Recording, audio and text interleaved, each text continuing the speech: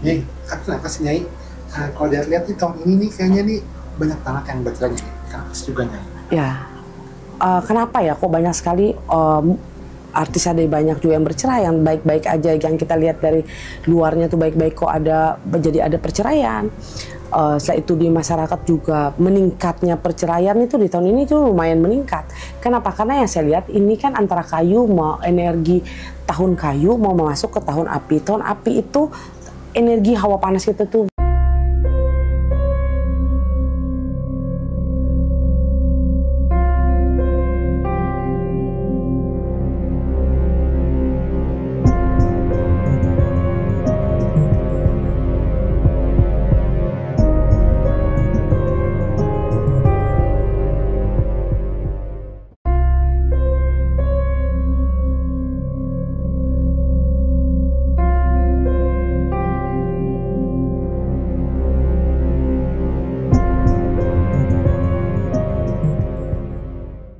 Tabe selamat linguna latai, salam sahujud, karendem Malembang. Nah kawan perisemandiai yang menyukai YouTube-nya di Wirantian Intan, sekarang saya lagi mau membahas masalah artis. Sekarang tuh lagi banyak banget ya perceraian artis-artis. Bukan hanya artis aja, tapi banyak juga yang orang yang masyarakat juga banyak juga yang saya lihat perceraiannya tuh di tahun ini nih lebih meningkat kalau yang saya lihat sih kayak gitu.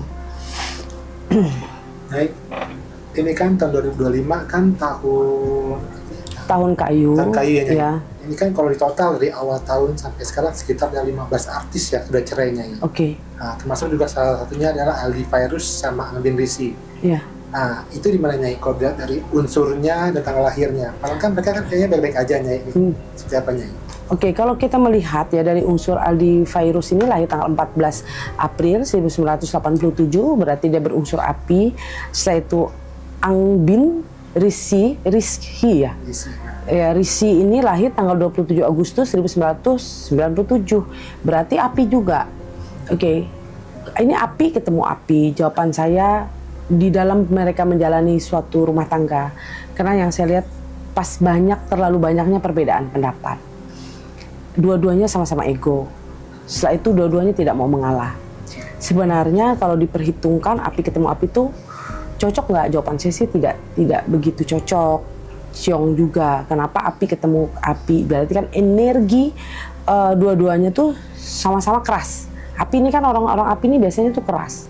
Setelah itu dari yang perempuannya, dari yang istrinya mungkin merasa bahwa pasangannya tuh tidak care dengan dia. Terlalu care dengan orang-orang lain. Sedangkan yang dari Aldinya juga merasa bahwa pasangan dia juga tidak care kepada dia, kayak gitu. Jadi itulah yang ada perbedaan kalau yang saya lihat ya, dari penerawangan, dari tanggal lahir, dari bulan lahir sama tahun lahirnya, seperti itu. Nah, ini kan pasangan ini kan kayaknya tuh adem ayam ya, nggak ada gosip gitu loh. Nah, ada orang ketiga itu nggak ada kabar orang ketiga. Apakah ini karena faktor ekonominya ya? Kalau dibilang masalah faktor ekonomi, jawaban saya bisa juga.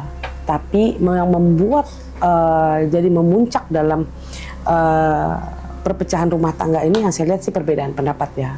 Perbedaan pendapat itu yang sangat besar yang saya lihat. Awal dari perbedaan pendapat, tapi karena ego sama-sama ini gak ada yang mau ngalah nih. Iya, ego dua-dua sama-sama tidak mau ngalah. Sebenarnya kalau mau unsur ini kalau ketemu api dua-duanya biasanya tuh harus satu yang mengalah.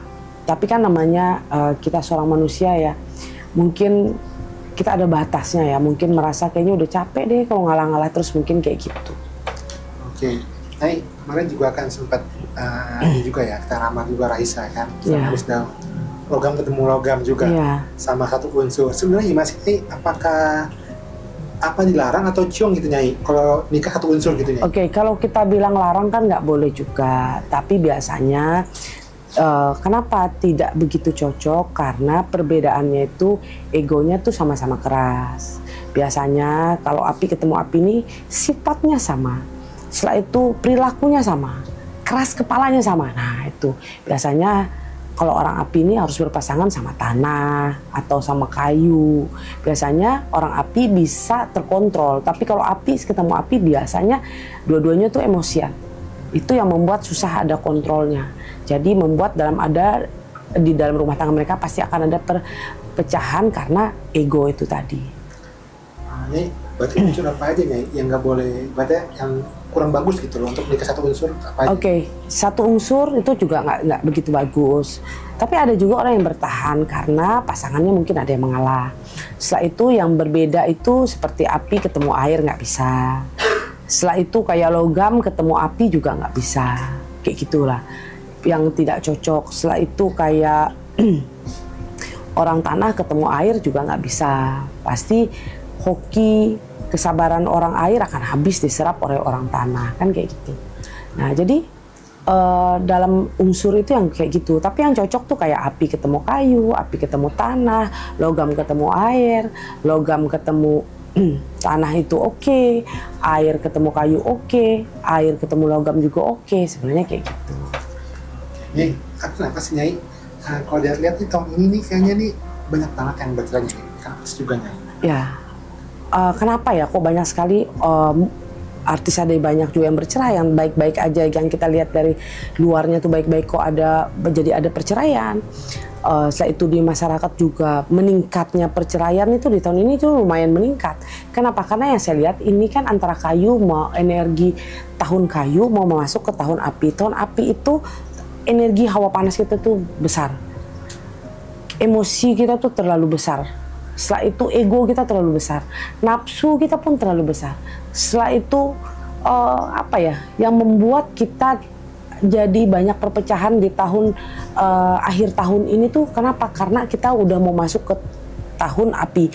Jadi kan saya pernah juga kasih tahu bahwa kita untuk bisa, kalau kita mau masuk tahun api, bagaimana caranya kita bisa harus mengontrol emosi, kesabaran kita tuh harus sangat dikontrol ya. Jadi kita bagaimana emosi kita harus dikontrol supaya kita sabar kita juga harus besar banget.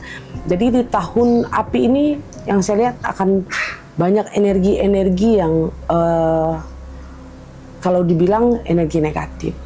Jadi di awal tahun, nanti ini akhir kan mau masuk tahun api. Jadi energi hawa, emosi, nafsu, setelah itu ketidaksabaran kita itu akan keluar di tahun 2026. Oke. Kira-kira untuk yang cocok apa ya? Untuk yang akan menikah nih, misalkan nih menikah di akhir tahun apa di awal tahun, kira-kira bagus yang mana nih? Oke, kalau untuk perhitungannya, banyak orang kalau untuk menikah sih lebih bagus sih di awal tahun boleh. Tapi kalau bisa sih menunggu setelah Xinjia ya, setelah Imlek boleh kayak gitu. Imlek kan kayaknya di bulan Februari ya, jadi ya Maret kayak gitu boleh lah. Oke, terima kasih sahabat-sahabat saya. Tonton Nyai Dewi Rantian Intan. Mohon maaf bila mana saya salah kata atau salah ucapan atau mengecewakan kalian, saya mohon maaf. Namanya juga saya seorang manusia. Ini adalah ramalan. Ini adalah penerawangan. Oke, terima kasih banyak. Bye.